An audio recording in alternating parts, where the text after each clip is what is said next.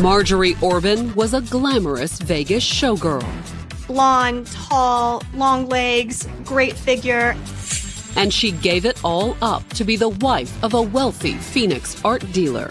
Trades her feather boas in for floral print aprons. But then her husband mysteriously disappeared. He just all of a sudden went missing. The family was frantic. And the resulting investigation would be packed with drama. They had the SWAT team make entry. Hinge on a shocking discovery. It was just a torso. No head, no arms. And bear all the former showgirl's secrets. Marjorie was this insatiable creature. We were all wondering what would happen next. Phoenix, Arizona, October 23rd, 2004. It was a little after 1 o'clock that Saturday afternoon when a construction worker enjoying his day off tramped across a barren patch of undeveloped scrub just off busy Dynamite Boulevard. At the time, it was just a desert area, kind of surrounded to the west and to the north by residential communities. And a network of dirt trails crisscrossed it. It was a shortcut through the desert from his trailer to some commercial businesses. The construction worker bought a six-pack of beer from a convenience store on the commercial strip, and then, walking back to his trailer, paused in the scrub to crack one open. He thought it was a perfect chance to just sit down and enjoy the desert. Looking around, he found what he figured would be the perfect place, too. An old trash pile topped by a ripped-up piece of carpet. Looks like it's pretty sturdy, and he's just kind of taking in the beauty of the day, and he starts wondering, what is it that I'm sitting on? He pulled off the carpet and discovered a tub. It was a Rubbermaid storage container wrapped in plastic. He's curious, what's inside. He thinks he might have found something of value. Slicing through the plastic with a bit of broken glass, he quickly revealed the lid. He was probably thinking, maybe he discovered a treasure trove. But when he lifted the lid, those hopes were immediately, horribly dashed. A putrid stench tears away at his nostrils.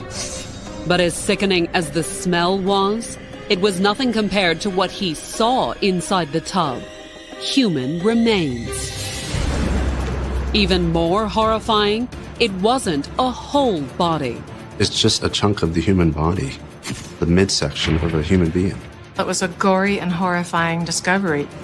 And it would also turn out to be the crucial clue to solve an almost 2-month-old mystery involving a wealthy art dealer, a bodybuilder, and a former Vegas showgirl named Marjorie Orbin.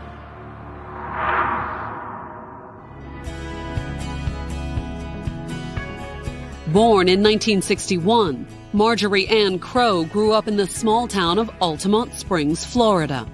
But from a very early age, she dreamed of something bigger. She was very much attracted by, bright lights, big city.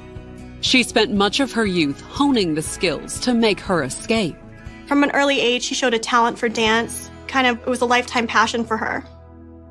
And by the time she was a teenager, Marjorie was pretty good at exciting other people's passions, too. Marjorie was always a natural beauty, and from an early age, she was just a head-turner. Blonde, tall, long legs, great figure. However, for all her glamorous dreams, Marjorie also harbored a more traditional ambition, to be a mother. But it wasn't to be. When Marjorie was 16, she learned devastating news that she was not able to have children. The news produced a dramatic change in the teenager. Because she was told she'd never be a mother, she decided she would live her life only for herself. But that didn't mean Marjorie wanted to live by herself. She so badly wanted love and to fill this sort of void in her life that she bounced from these relationships from one to the next. At 25, Marjorie had already been married 3 times and left her hometown far behind. Her third husband convinced her to move out to Las Vegas with him. It was in Vegas that Marjorie found what would become her calling. Marjorie uses her skills as a dancer to start working as a showgirl. Marjorie loves attention. She loves being on stage. She loves strutting around and showing off. She loved people looking at her. But in 1985, The 25-year-old's time in the spotlight came to a sudden and disappointing end. After her third husband gambled away all her earnings, Marjorie left him and Vegas behind. She packs up the few belongings that she has and she takes off. She only got as far as Phoenix before her car broke down. And short of funds and getting desperate, it wasn't long before the former Vegas showgirl found a way to get by. She decides to start working as a stripper. It wasn't exactly Vegas, but it was still a thrill. She really thrived off of the male attention she got. And one of the men giving her attention was Jay Orbin. 2 years older than Marjorie, in 1985, Jay was an up-and-coming salesman. Jay had a wonderful way of making a connection with people, and that served him well in sales. And from the first dollar he slipped into her G-string, he worked hard to close the deal with Marjorie. Jay was extremely persistent in his pursuit of Marjorie and would just keep going back and talking to her more and more and really charmed her. But Jay's charm wasn't enough to keep Marjorie in Phoenix. Once she had earned enough money, she hit the road again, eventually landing back in her home state of Florida. When Marjorie returns to Florida, she then takes a strip club job at the Dollhouse in South Florida. She also became romantically involved with the club's owner, a millionaire strip club mogul named Michael J. Peter. He is the one who invented the concept, basically, of the gentleman's club. And he had clubs all over the world, and he had mansions. For the next few years, Marjorie enjoyed the extravagant lifestyle that went along with being Peter's girlfriend. Fur coats, diamonds, jewelry, designer handbags, a yacht, a private jet. That is the lifestyle she experienced with Michael J. Peter. They were actually on an episode of Lifestyles on the Rich and Famous. Although from Marjorie's perspective, there was one problem. He couldn't be faithful. And considering his line of work, he had no shortage of opportunities either. He was surrounded by naked girls constantly. Frustrated by her boyfriend's cheating, Marjorie eventually left Michael and Florida behind. She decided that she couldn't stay in Florida anymore, and she returns to Vegas. And by 1993, she was back to working as a showgirl and looking for a new man. Marjorie lived all her relationships perpetually in the honeymoon period, and when one didn't work out, she went to the next guy. Although in this instance, the next guy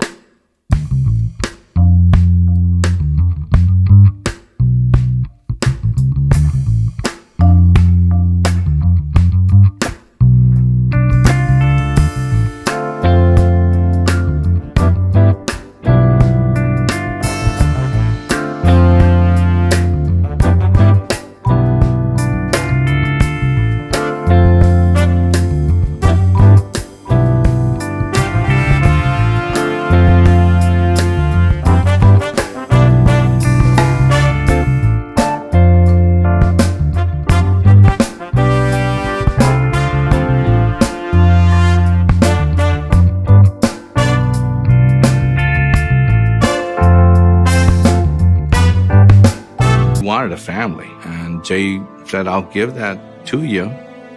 Jay tells her that if you just come back with me, I will do whatever it takes. We'll explore every avenue to have a child together.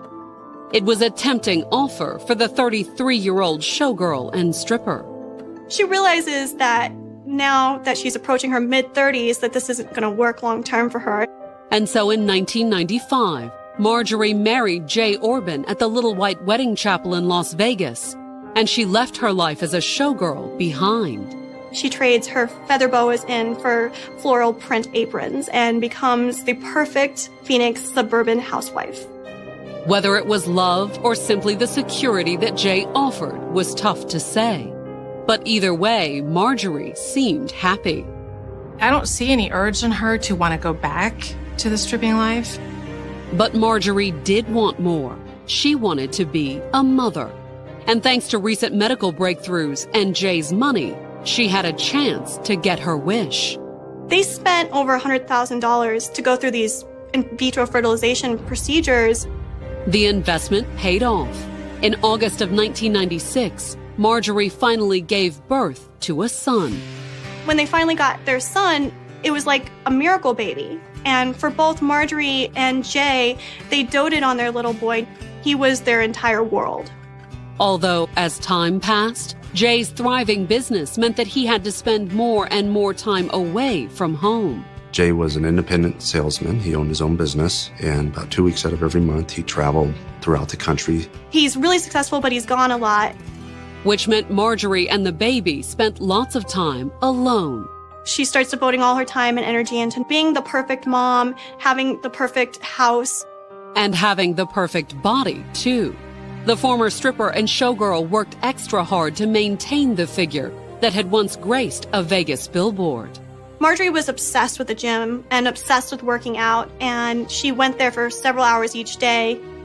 Which meant that whenever Jay was around, like in August of 2004, when he came home to celebrate their son's 8th birthday, it looked as if the couple had a life to be envied. Jay and Marjorie, family and friends, everybody's having a good time. They love each other. And less than a month later, on September 8th, Jay was due back in Phoenix for yet another birthday celebration. September 8th was Jay's 45th birthday. But what Jay Orbin didn't know as he drove back to Phoenix that Wednesday was that his 45th birthday would be his last. Coming up, Marjorie reports her husband missing. The family was frantic. But is she all that worried about finding him? She wasn't really helping.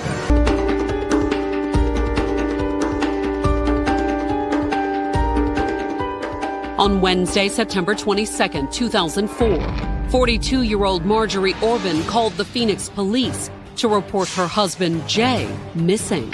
She said that her husband was expected home on Monday, which was just a couple of days earlier, and she hadn't seen him, and she, was beginning to get worried. According to Marjorie, the 45-year-old art dealer had been traveling on business. Margie kind of explained, Jay was a traveling salesman. He was gone for 2 or 3 weeks, and he'd come back for a couple weeks. She claimed she had talked to him a few days before, but since then he hadn't been answering his phone, and she hadn't been able to reach him. At first, the report appeared routine. But then, when a missing persons detective followed up with Marjorie 2 days later, her behavior was not really that of someone who was desperately worried about someone who was missing. Mostly because, as Marjorie told the detective, she wasn't quite convinced that Jay really was missing. She said his phone's not working. Said, he's doing fine, just very busy. So why had she called the police? According to Marjorie, it was because Jay's elderly parents kept pestering her, wondering why they hadn't heard from him. It just kind of seemed that Marjorie was just making this report just to kind of satisfy the family. Marjorie wasn't worried, though. In fact, she told the detective that Jay was bound to turn up sooner or later. She seems really cold, completely unconcerned about her husband's disappearance. Marjorie's lack of concern didn't just strike the investigator as odd. When she followed up with Jay's family, it suddenly seemed suspicious. They told the police that Jay hadn't been missing for a couple of days. He had been missing a couple of weeks. According to Jay's elderly parents, they had last spoken to their son on September 8th, his birthday. He calls his mom and dad. They wish him happy birthday. Jay's parents also claimed that during the call, their son had made plans to see them later that day. He was going to make it back into town to celebrate with his family. But according to his parents, Jay had never showed. He just all of a sudden went missing. At least that's what his parents thought. But they said that when they called Marjorie looking for Jay, she told them not to worry. According to his parents, Marjorie told them that Jay had decided to skip coming home because their 8-year-old son was down with strep. Because Jay didn't want to get sick, instead of coming home, Jay went to the warehouse, where he was going to grab some more merchandise. Looking forward to celebrating their son's birthday, Jay's parents said they had been disappointed, but they also said they had believed Marjorie's story. She had said that he called her and said, he's doing fine. When he gets back, everybody will hear from him again. But that was the thing, according to Jay's parents. That happy birthday call was the last time they had talked to their son. Jay talked to his parents all the time, so when they didn't hear from him for a few weeks, they started becoming very alarmed. Maybe he was robbed. He carried a lot of high-dollar jewelry with him. In fact, it wasn't just Jay's parents who were starting to worry. His business associates were starting to call in. Orders weren't being placed, orders were late. Nobody could actually get him on the phone. Well, no one but Marjorie, apparently. For most of September, whenever Jay's family or business associates left a message for the missing man, Marjorie would return the call.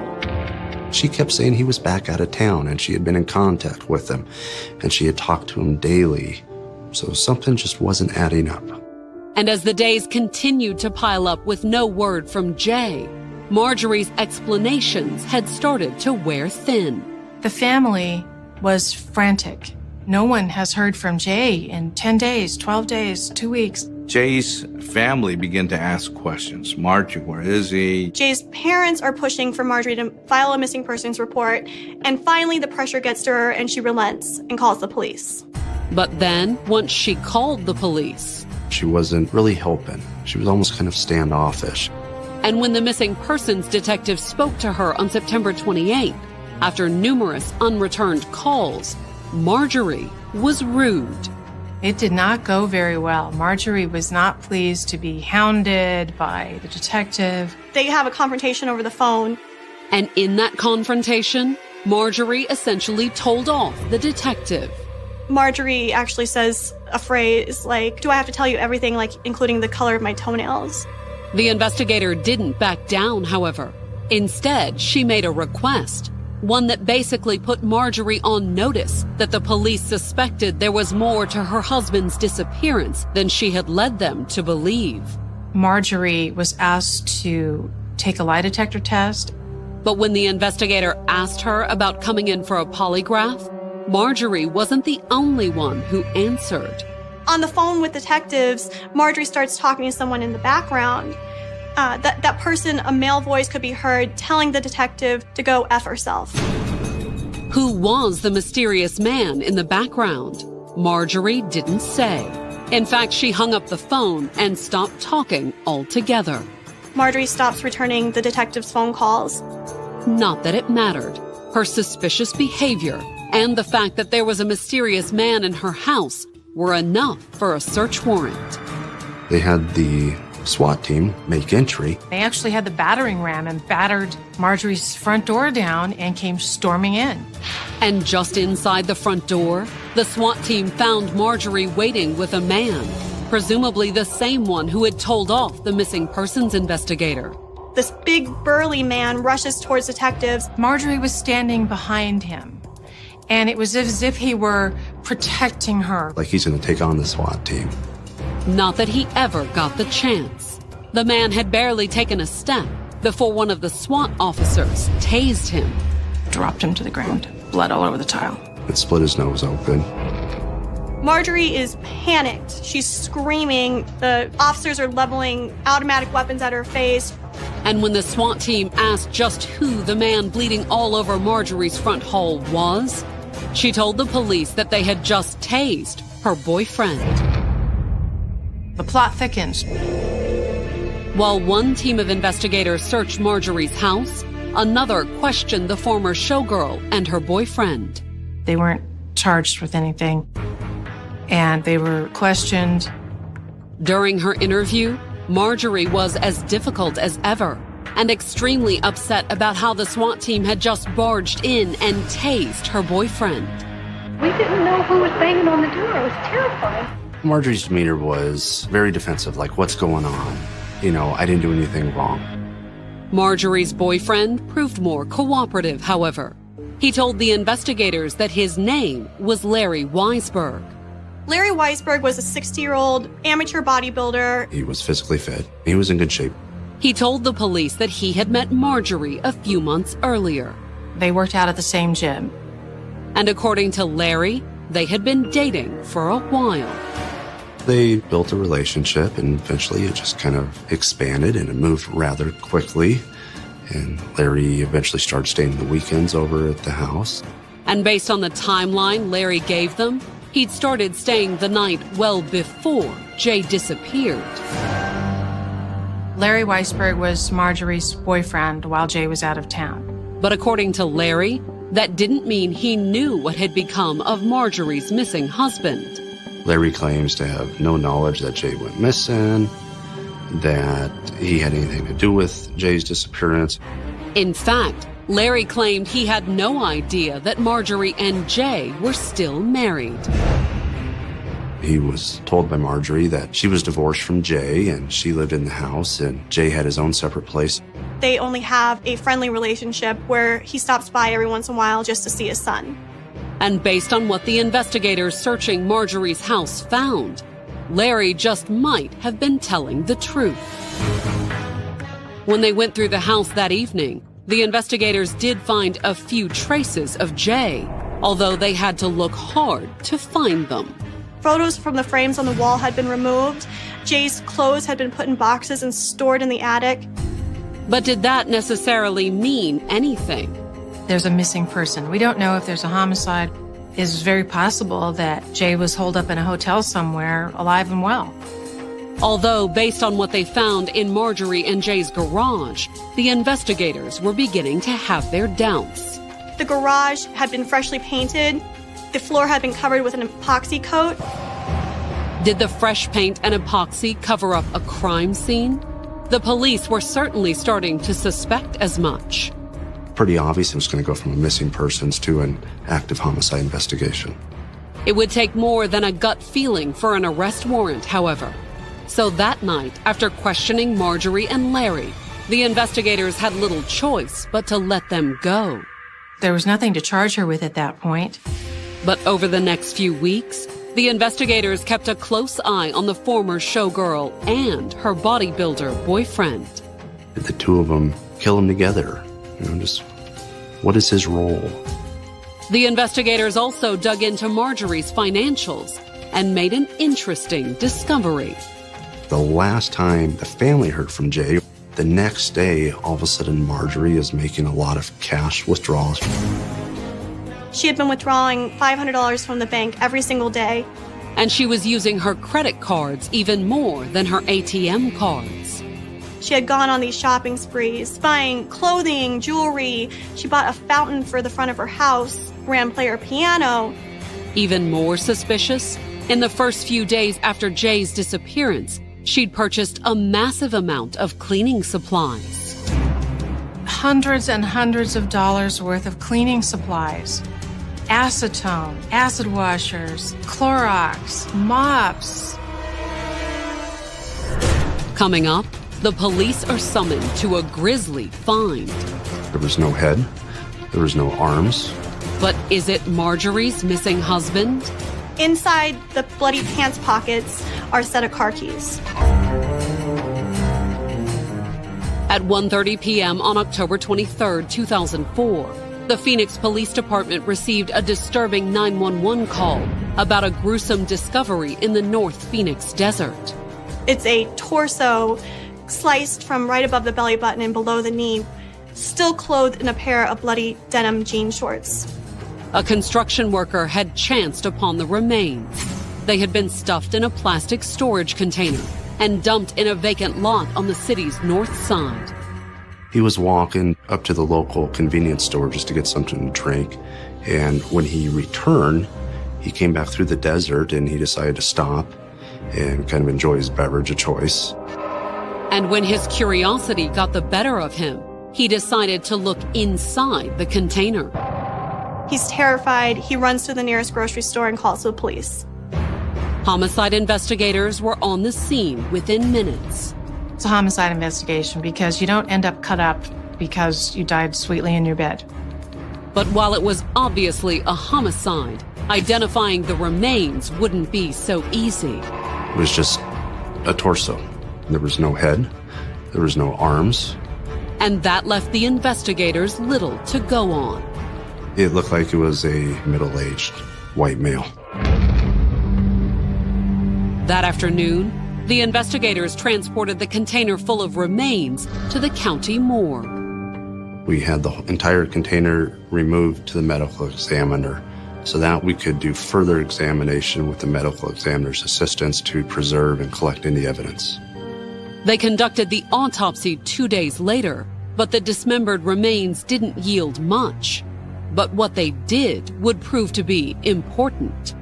Inside the bloody pants pockets are some money and a set of car keys.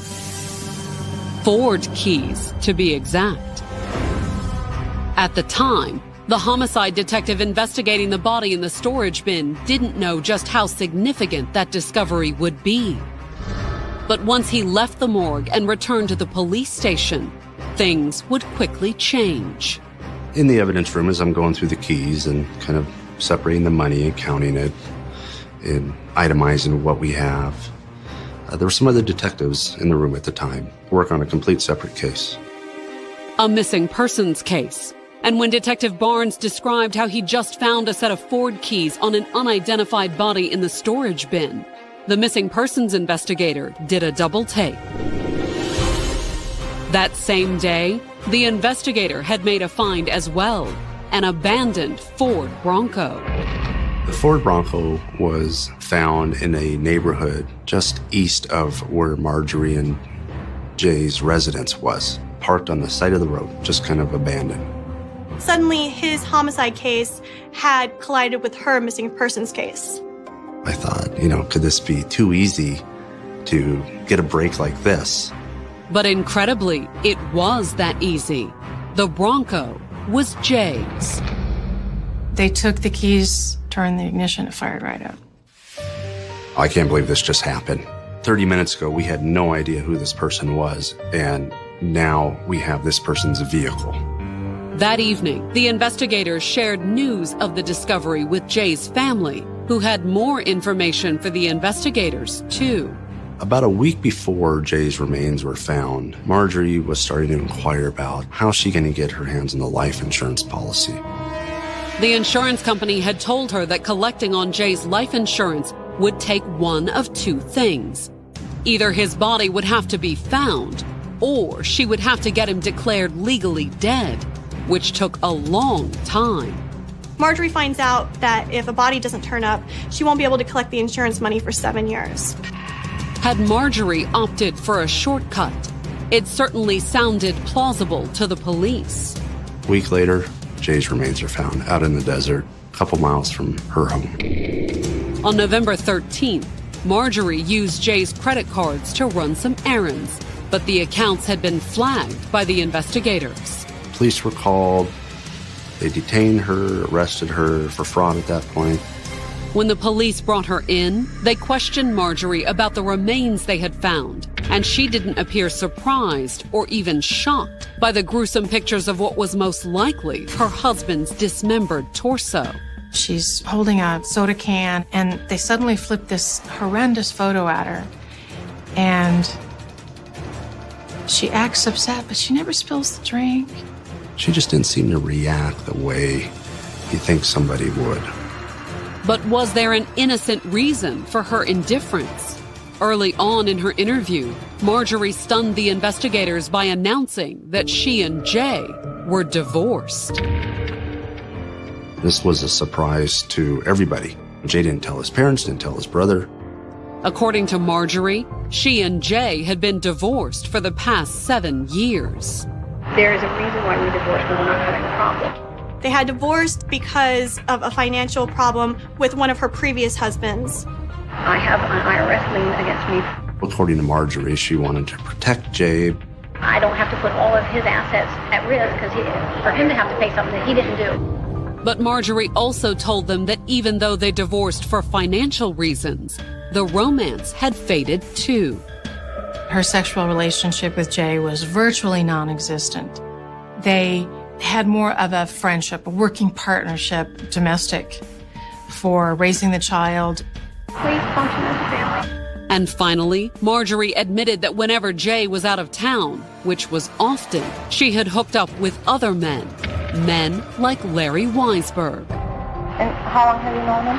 About 3 months, or about 2 or 3 months. And yes, we're involved. But according to Marjorie, the police shouldn't read too much into the fact that she was secretly seeing Larry.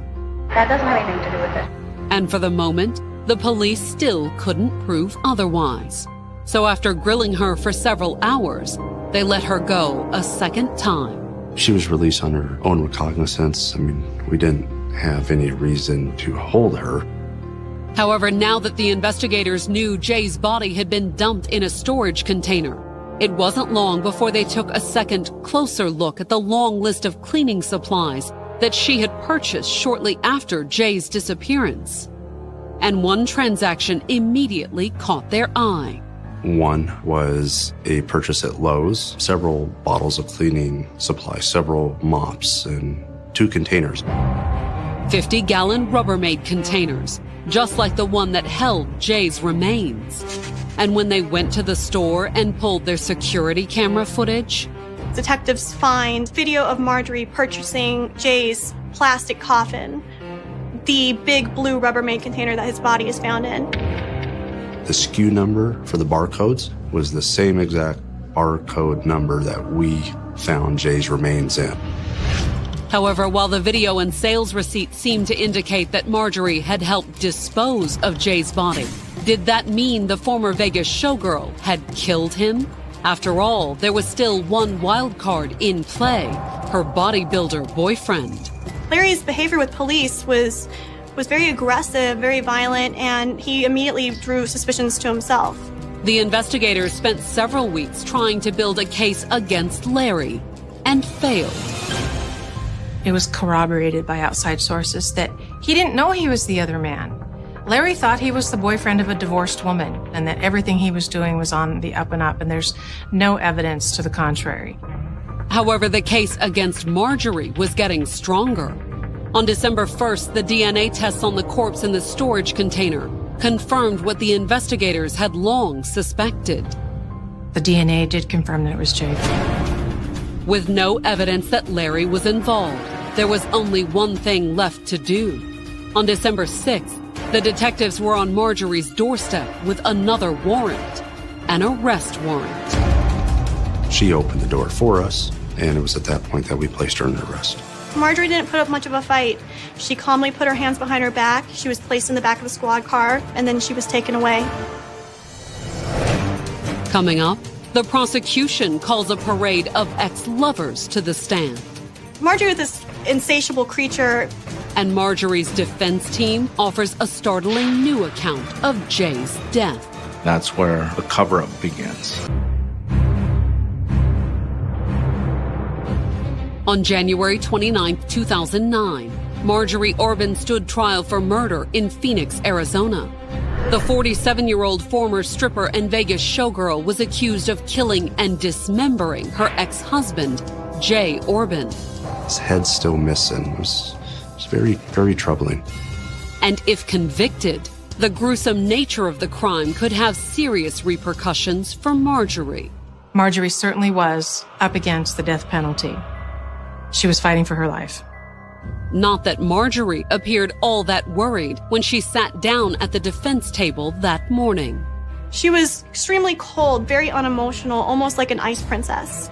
However, according to the prosecution's opening statement, it was that same cold, icy nature that enabled Marjorie to callously murder Jay, carve up his body, and casually toss his remains in the desert.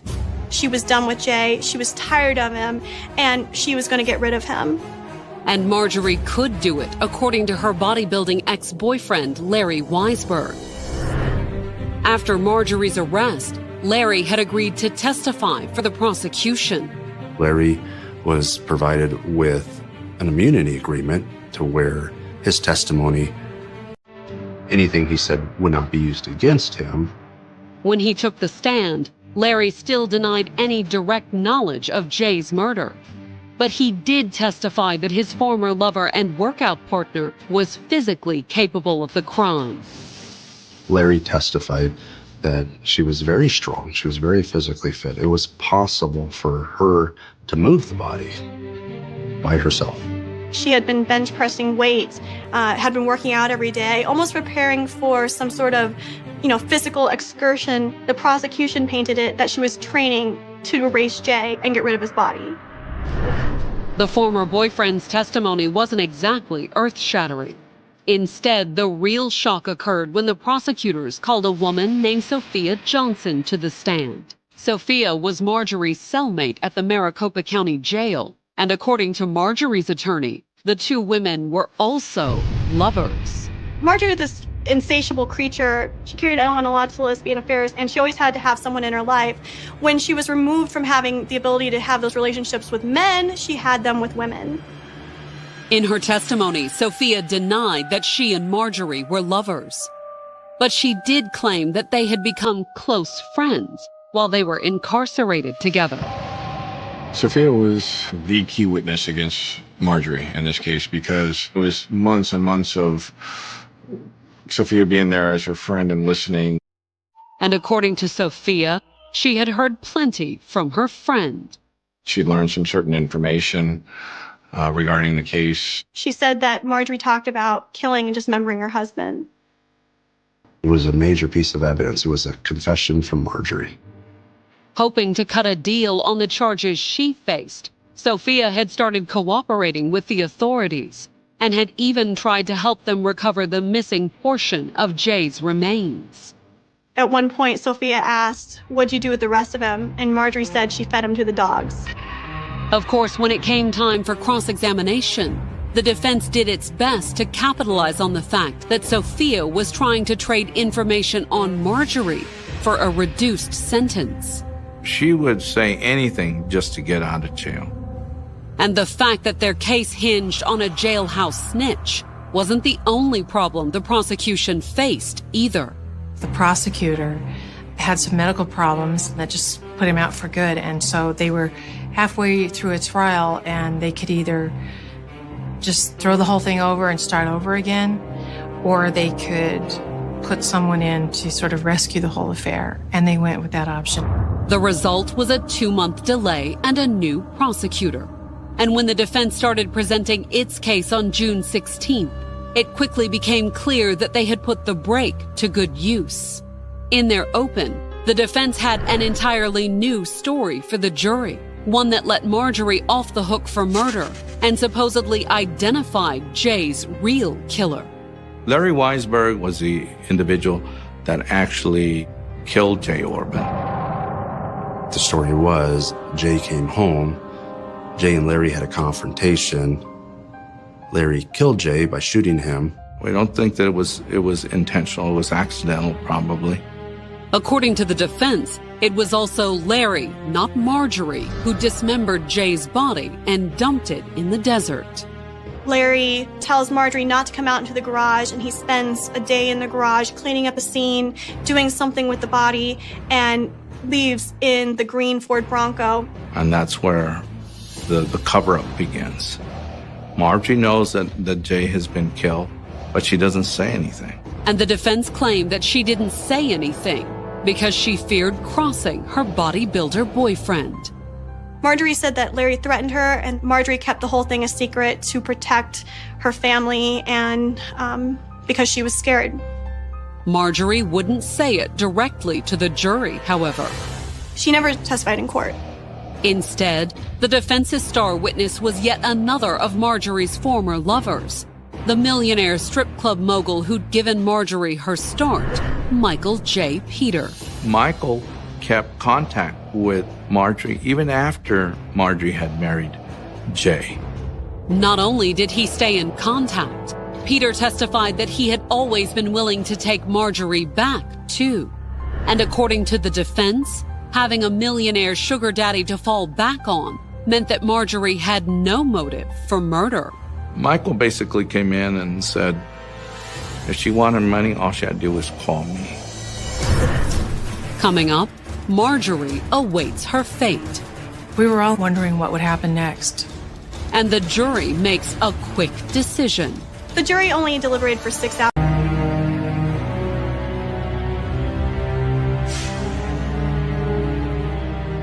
On September 14, 2009, the jury announced that it had reached a verdict in the murder trial of Marjorie Orbin. The 47-year-old former Vegas showgirl was accused of killing her husband, Jay Orbin, dismembering his body, and dumping his remains in the desert outside Phoenix, Arizona. It was an absolutely heinous crime. It was cold-blooded. If convicted, Marjorie faced stiff consequences. She was up for the death penalty. We were all absolutely wondering what would happen next. And they wouldn't have long to wait. The jury only deliberated for 6 hours before coming back with a definitive verdict. They found Marjorie guilty of first-degree murder. Marjorie showed little emotion when the verdict was read. Marjorie kind of looked up at the ceiling and sighed, and her eyes got a little misty, but then she quickly seemed to recompose herself. Jay's family, on the other hand, didn't try to hide their relief. When they heard that verdict, guilty, yes, there was a sense of, we can breathe now. We can breathe now. She won't come back. But even though the family had hoped for a guilty verdict, they didn't want the mother of Jay's 13-year-old son to end up on death row. Jay's family didn't want Marjorie to get the death penalty. And when the jurors handed down Marjorie's sentence on September 30th, they respected the family's wishes and gave her life without parole. She will sit in prison every day for the rest of her life. She will be there until her hair turns gray and time has erased all trace of beauty from her face. And in the end, I think that's the only loss Marjorie actually cares about.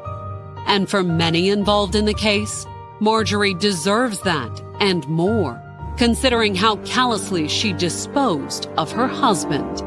How could a wife do this? It was just minutes past midnight on March 23rd, 2015. Brittany Gargo and her best friend Cheyenne Antoine posed for a photo together to commemorate a much-needed night out after months of hectic studying for school, but what was expected to be a fun night out on the town turned into something much worse. Just hours after this photo was snapped, tragedy would strike, and one of the girls would never make it home. The crime would send police on a 3-year hunt for justice, and when detectives finally tracked down their main suspect, well, it wasn't someone that anyone would have expected. This is the tragic story of Brittany Music Gargo. Brittany Gargo was just 18 years old when this case took place back in the spring months of 2015. Brittany was born to her mother Suzanne and her father Everett back in 1996 in Sausa, located in Saskatchewan, Canada. It doesn't seem like Brittany's parents stayed together throughout her childhood, and while she maintained a good relationship with them both, Brittany certainly seems to have been closest with her mother Suzanne. Growing up in Saskatoon, Brittany seems to have had a pretty solid upbringing. Her mother certainly had a good head on her shoulders, and Saskatoon is an all-around great place to live and raise a family. Being one of the safest cities in Canada, there isn't too much to complain about. The town has all sorts of beautiful nature trails and scenery, but it also has a very lively nightlife filled with restaurants and all sorts of attractions to keep locals and tourists busy and entertained. For Brittany and her family, Saskatoon seems to have had everything they could have ever hoped for: great people, great amenities, and even greater friends. For Brittany, it was her friends that she cared about more than anything. Brittany was known for being a pretty outgoing young girl throughout her high school years. She'd done very well for herself. She got pretty solid grades, never get into much trouble, and she had several close friends that she felt she could depend on, considering she was 18 years old when this story takes place. It's rather obvious that Brittany was getting pretty excited for her school year to come to a close, as that meant that she'd be heading off to university to get her degree in business, something that she'd been looking forward to for years, unlike many of the other young adults her age who were just focused on getting to college to drink and party and get up to who knows what. Brittany was very goal-oriented, hyper-focused, and was known for being a critical fair. Brittany had plans of getting her business degree so that she could begin managing and maybe even own a couple hotels one day to help make these dreams a reality. Brittany had begun working multiple jobs so that she could stockpile all the money she would need to both fund her education as well as get a head start on life. When she did eventually get her degree, one of her main jobs was at a local pizzeria, and it was a job that she took surprisingly seriously. Her mother recalls her as being incredibly driven, and others who knew her made sure to mention that she was an expert At balancing schoolwork and her home life, she even held a job at a local German cultural center when she wasn't busy tossing pizzas, if Brittany was. Anything at all, she was dedicated. This girl had the willpower of an axe and would stop at nothing to get what she wanted, but while she was super hardworking and career-focused, she always made time to hang out with friends. Her closest friend was a young woman named Cheyenne Antoine. The two were about the same age and had been friends for several years, first meeting when they were in 10th grade together. Unfortunately, Cheyenne's upbringing was in a stark contrast to Brittany's. While the two certainly had some common ground and had plenty of similar interests, things just weren't as easy for Cheyenne as they may have been for Brittany. See, from the outset, Cheyenne had a hard time in life. She was known for having a seriously rough childhood, and her parents are considered to have been victims of Canada's boarding school system, now Canada's colorful history with boarding schools and foster care. It's not something I'm incredibly familiar with, but I've certainly heard some stories. To put it plainly, it's not a system you want to be a part of, and Canada is notorious for its mistreatment of individuals who end up in these systems. At least in years past, for Cheyenne, her parents were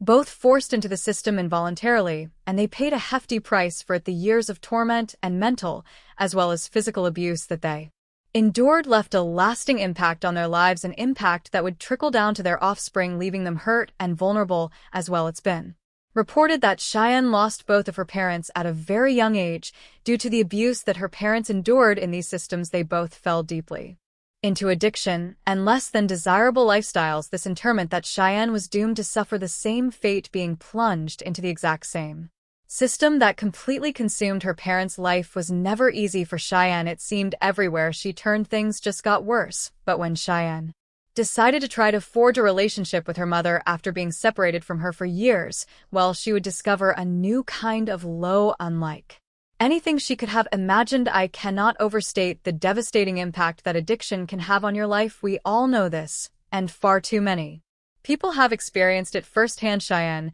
was one of these people. It was her mother's addiction that ultimately landed Cheyenne in foster care after she was pulled from her family for fear of her safety. But as the years passed by, Cheyenne always tried to maintain contact with her mother, albeit from safe distance. But as she became a teenager, her longing to have a bond with her mother grew stronger and stronger. She'd reached out to her mother countless times, but truth be told, her mom just couldn't have cared less. Her mother was so concerned with fueling her addiction that it was as if Cheyenne didn't even exist. Now, I feel it's important to recognize that Cheyenne's mother was just as much of a victim as Cheyenne was. The years of abuse, the crippling addiction, you name it, but we also have to acknowledge that her mother was a grown adult capable of making her own decisions, but she made the wrong ones time and time again, and Cheyenne paid for it. After being forced into foster care, Cheyenne was abused both physically and mentally, just like her parents. The only difference is that Cheyenne took steps to better herself and try to heal from her current and previous trauma.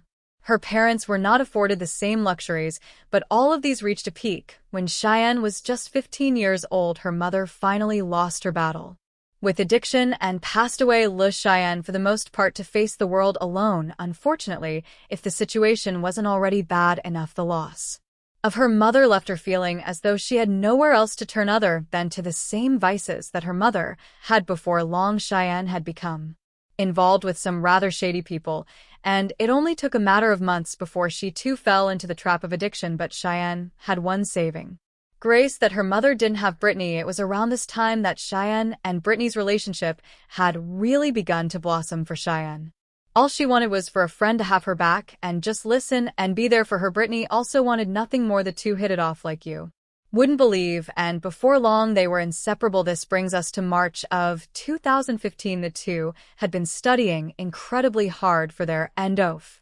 exams, and more than anything, they each just wanted to spend a night out on the town and unwind for a bit. We don't really know what the two had planned for that night, but in the evening of March 23rd, 2015, the two agreed to meet up, and they snapped a few photos to share to social media. These photos were taken just moments before they headed off into the night, neither of them knowing that for one of them this night would be their music last. It was around midnight on March 24th that Brittany and Cheyenne headed towards a family friend's home. A woman named Adisha story. Adisha says that the girls stopped by her home on their way out, and asked to borrow some money for gas. Atisha was happy to oblige, and she even took things a step further, telling the girls that if they needed anything at all that evening, just call her, and she would show up. She offered to pick them up wherever they were. No matter what time of night it was, Brittany fed her with a hug, and the two friends set off. According to investigators, we don't know exactly where the two went right after this, but we know that they shared the aforementioned photo on social media at exactly 12:02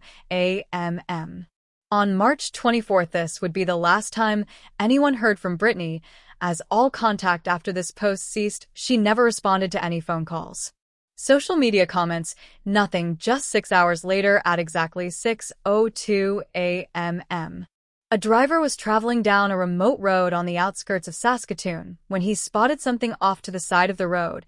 As the driver passed by, he was a bit shocked. He had to do a double take as he was riding along. He could have sworn he saw the body of a young woman lying just off the side of the road. He turned the car around and went back to get a better look, knowing good and well he couldn't have seen what he just thought he saw, but he did. As he returned to the location, the realization quickly washed over him, and he just stumbled across a crime scene, not knowing what state the young woman was in. He rushed to her aid, but quickly realized she was cold to the touch. The woman was missing her shoes, and all attempts to bring her back to life failed. Police were quickly dispatched to the scene of the crime, but by the time they arrived, there was nothing they could do except collect evidence and begin an investigation. According to police officers who were at the scene, they immediately suspected foul play, something about the scene of the crime. It just didn't feel right, and to top this off, they began investigating the woman's body a bit more closely and found obvious signs of bruising around her neck that were consistent with the crime. When they started collecting clues and evidence from the scene of the crime, detectives gathered up a leather jacket, a woman's watch, as well as a very unique belt, all of which had just been abandoned at the scene. The only real problem is that at this point, officers had no idea who this young woman even was. To try to track down her identity, they took photos of several of her tattoos, including a group of stars and a lion's head, posting these images into the local media, hoping someone could shed some light on this poor girl's identity. Fortunately, it didn't take officers long at all to make a positive identification. That morning, Atisha's story had been watching the news, and what she saw, nothing could have prepared her for. As she sat on her couch mindlessly watching early morning television, the images of the tattoos popped up on screen, and Natasha's jaw hit the floor. She was so overwhelmed with emotion that she didn't even know what to do with herself. She immediately recognized the tattoos as belonging to Brittany, but how she'd just been there a few hours before. She was in a great mood and made sure to tell Brittany if she ever needed anything to call. So how could this have happened? Atisha did the only thing she knew to do, and she called the police. After a very brief discussion, the body that officers had found earlier that morning was positively identified as belonging to Brittany. Music, Gargo. Once investigators discovered the identity of Brittany, they sprang into action to try to piece together what had taken place that night before they started their search on social media, and that's when they came across the photo that Brittany had taken with Cheyenne the night before. Interestingly, just a short while before police found this photo, they noticed that Cheyenne had posted to Brittany's Facebook wall asking, quote, "Where you haven't heard from. You hope you made it home safe." Police knew that this meant the two had certainly been together on the night that Brittany had been attacked, so they began their investigation with Cheyenne. Police paid her a visit and asked for a rundown regarding what had taken place that night. As far as a night out in Saskatoon goes, things were pretty typical. The only strange thing was Cheyenne revealed that the girls had been bar hopping all night, but I'm not sure how they managed to do this because they were both underage at the time, but anyway, they somehow managed to gain access to multiple bars in the area, starting their adventure around midnight and ending at sometime around 4:00 a.m. when they were invited to a local house party by an unidentified man who they believed to be in his 30s. What happened after this house party is a bit of a blur. According to Cheyenne, she and Brittany went their separate ways a short while after 4:00 a.m., with Cheyenne being dropped off at an assisted living facility so that she could visit her uncle. When police spoke with the uncle, he corroborated the story and said that he and Cheyenne had in fact visited at around 4:00 a.m. that morning. But where was Brittany? It would take a few days before detectives made any further progress in the case. They sent Brittany's remains off for a forensic analysis, and when the results came in, they were a bit surprised. Brittany had lost her life after being strangled with a black belt, the same belt that was found abandoned at the scene of the crime. If this attack had been deliberate, and police believed it had been, why would the criminal have ditched the evidence at the scene of the crime? That just seems curious for the investigating officers. They hoped that this meant the case would be open and shut. They now knew what happened. They knew what weapon had been used. Now all they needed to do was tie the weapon to the criminal. This was when even better news came in. When the belt was sent in for analysis, they found 2 profiles of DNA left behind on it. One matched Brittany, and the other presumably would be a match to the criminal. It was as if all the pieces of the puzzle were just falling together perfectly, but all was not as it seemed. It was at this point in the investigation that officers began to realize something wasn't right. They taken statements from several people who had spotted both Brittany and Cheyenne that evening, but their stories just weren't lining up. Cheyenne claimed that the girls had begun their evening at a bar called the Manchester Brew PU, then also claimed that their time together ended at the Colonial Pub and Grill, with this being around the time the 2 girls went their separate ways. Rather obviously, police headed off to these 2 bars to try to figure out what the girls had done afterward and determine if anybody may have spotted the 2 that evening. Well, when they began their search at the Manchester Brew Pub, everything was in order. They didn't really find any information that was particularly useful, but they did confirm that the girls had been there that evening at the time that Cheyenne said they were. But when detectives made their way to the Colonial Pub and Grill, that's when things started to get fishy. According to senior Crown Prosecutor Robin Ritter, it didn't take him long at all to realize that the girls' trip to the Colonial, it didn't happen after this revelation came to light. Detective Ritter was hot on the trail of Cheyenne. Every aspect of the story in the investigation up until this point hinged on facts that Cheyenne had shared with detectives, but they quickly began to realize that Cheyenne clearly wasn't being entirely truthful with them. If she was willing to lie about what bars the 2 had been to that night, what else was she lying about? Police decided to approach the cast from a different angle. They decided to pay a visit to Cheyenne's uncle, the one who was in the assisted living facility. When they began pressing him about what had taken place that night, they quickly began to realize that he didn't know much at all about the evening that Brittany vanished. In fact, it only took them a few minutes to realize that the chain of events he'd reported to officers before simply didn't happen. In the end, he confessed that he had given false testimony to officers, admitting that he did so to protect his niece. But with this in mind, what really happened that night? Well, according to the uncle, Cheyenne had approached him that evening and asked him to lie for her to help cover her tracks. Cheyenne admitted that she and Brittany had gotten involved with a bad group of guys that night and ended up following 2 men to a motel that evening after the men had promised the girls access to certain substances and alcohol. Cheyenne reportedly told her uncle that the 4 of them had gotten into an argument about these substances, with Cheyenne leaving in the middle of the argument to use the bathroom. She claims that when she came back, Brittany was lying lifeless on the motel bed. Shocked and confused at this rapid change of events, Cheyenne began to freak out, but the men threatened her with the weapon and demanded that she help them cover up the crime. Cheyenne seemed to be pretty shaken up by this encounter, but rather strangely, investigators very quickly learned that this entire story was a fabrication as well. Literally none of it happened. They could find no evidence of such an event taking place at the motel, nor any evidence that the girls had ever been to that motel that night, much less with the company of 2 grown men. Well, about 5 weeks passed by after this.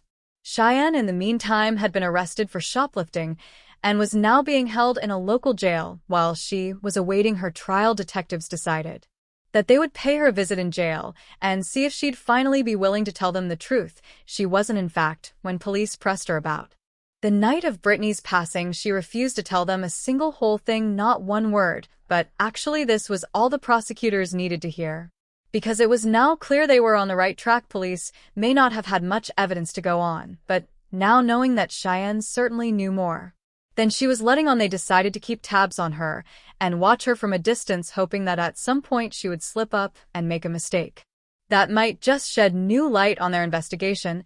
And as fate would have it, they were right. One day, totally out of the blue, Brittany's family received a phone call from Cheyenne's aunt. According to the aunt, Cheyenne had come over to her house that evening that Brittany had disappeared, and it was clear she was pretty drunk, upset, and panicking. She couldn't really make sense of what Cheyenne was saying, but she mentioned something about strangling her friend, and even mentioned the name Brittany. Obviously, Brittany's family turned this information over to the police, and Cheyenne's aunt was more than happy to share her story with investigators, but despite this, Cheyenne was still unwilling to cooperate. She denied knowing anything about her friend's passing, and just 6 months later, Cheyenne even took to social media to make a post in remembrance of Brittany, saying, quote, "I miss you so much. You came and visited me in my dream last night. You were way too young to go. It would be another 2 years before the case would see any more progress." But one final piece of evidence that investigators collected blew the entire case wide open, and as it would turn out, and been staring them in the face all along. While Cheyenne had been dodging police time and time again over the last 2 years, investigators finally stumbled across an incredibly damning piece of evidence that had up until now been completely overlooked. It was 2017 when Detective Ritter said that his team had a, quote, aha moment. As they were reviewing old photos from the early days of the investigation, they noticed something very, very interesting, if you remember. Just before the two girls headed off for their night out, they posted a photo to Facebook. May also remember that when police showed up at the scene of the crime, they found a leather jacket, a woman's watch, and a black braided belt. Take a look at this photo. Now take a closer look at that belt. Somehow, for nearly 3 years, police had a photo of Cheyenne wearing the very belt that she used to claim the life of her best friend, and they totally missed it. Now, don't think I'm blaming them for this. I'm certainly not, but it's so crazy that something like this went unnoticed for all this time. This image finally blew the case wide open, and it was a piece of evidence that police had in their possession this entire time. I mean, heck, the photo had even been posted publicly on social media this whole time too, and not one single person noticed the belt. If you remember, police had already collected an unknown DNA profile from that belt years earlier, but now when they compared it to Cheyenne, they finally found their match. Cheyenne was without a doubt responsible, but the bigger question here is why the two girls were best friends. They were clearly on good terms, so what could have led to a simple night out ending in such a heartbreaking tragedy? Well, now that she'd been caught red-handed, Cheyenne was finally willing to talk. Cheyenne admitted that she and Brittany had attended a house party that night where they were given access to alcohol and various illegal substances. She says that the two were heavily under the influence all night, and her last memory with Brittany was at around 4:30 a.m. When they visited a local McDonald's. She remembered that at some point around this time the two had argued, but she had no idea what they were arguing about. It was all a blur. Cheyenne claims that just moments after this she blacked out and has no memory of the rest of the evening, though she did it. That she woke up several hours later knowing something had gone horribly wrong, but she didn't know what it may have been. By all accounts, Cheyenne claimed the life of her best friend, then just forgot about it. Detective Ritter spoke about the crime and says that one of the most frustrating things about the investigation is that Cheyenne never really admitted to anything, and they have no further evidence to prove whether this was all just a tragic accident or something much more sinister. Cheyenne to this day has never opened up about what happened to Brittany, and I think we have to accept the possibility that, truth be told, she may really not know what happened. While I hate to entertain the thought of it, it's truly possible that this was all some sort of drunken substance-induced mistake, but we do still have to understand and accept Cheyenne made a choice to put herself and her best friend in a dangerous situation that night by partaking in illegal substances while may or may not have been in control when the crime unfolded. One thing is for sure, she was entirely in control when she took that first dose, and her poor decisions led to her best friend losing her life in the end. Prosecutors wanted to pursue second-degree charges against Cheyenne, but these charges just wouldn't stick. This prompted them to work out a deal with Cheyenne in which she pleaded guilty to much lesser charges of manslaughter. Cheyenne was obviously convicted, and she was sentenced to 7 years in prison, and she'll be eligible for parole this year. I feel like Brittany's stepmother said it best when she spoke about the tragedy that unfolded that evening, saying, quote, "Brittany was a wonderful person whose life was cut short. It's not fair. It's just not fair." Thank you guys for tuning into another episode of True Crime Stories. If you enjoyed this video, check out this other interesting case I covered, and don't forget to subscribe. It's totally free and keeps you up to date with all of my future videos. You can also click that join button below to help support the channel and see new videos long before everyone else does. But my name is Ty Knotts, and I'll catch you guys in the next one.